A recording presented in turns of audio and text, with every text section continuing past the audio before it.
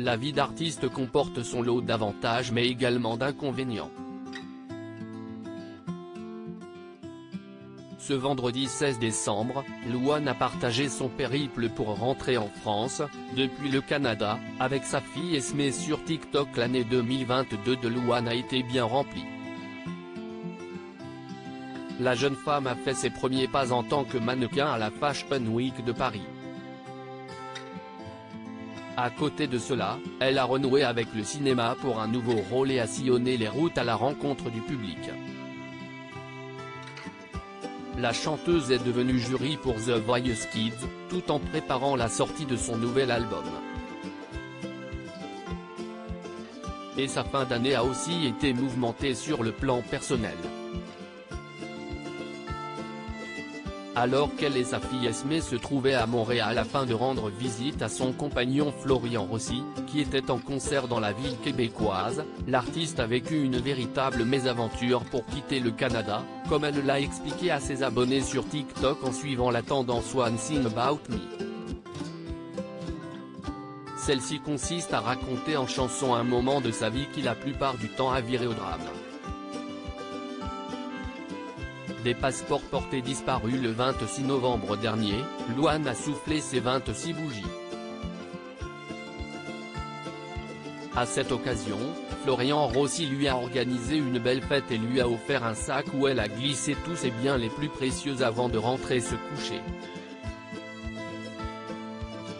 Seulement voilà, de retour après un autre concert de l'artiste, la maman d'Esmé s'est rendue compte qu'elle avait perdu son cadeau. Mais pas que. Je rentre avec mon mec et ma fille et le sac, posé sur la poussette, tombe sans que je ne le voie, alors qu'il y avait mon passeport et celui de ma fille dedans.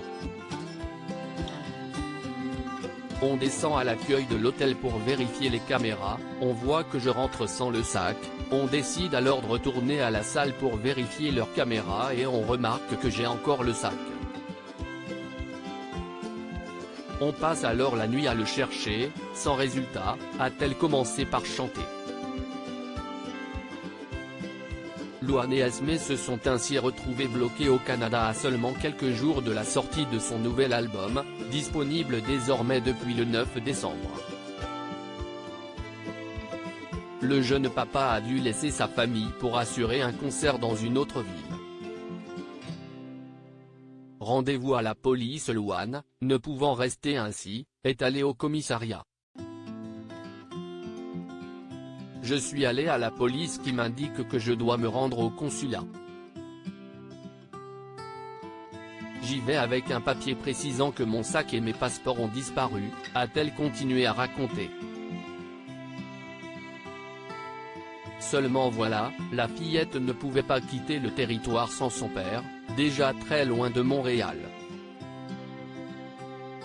J'ai pleuré devant la police, le consulat et l'hôtel, a ensuite confié celle qui a eu une jeunesse difficile.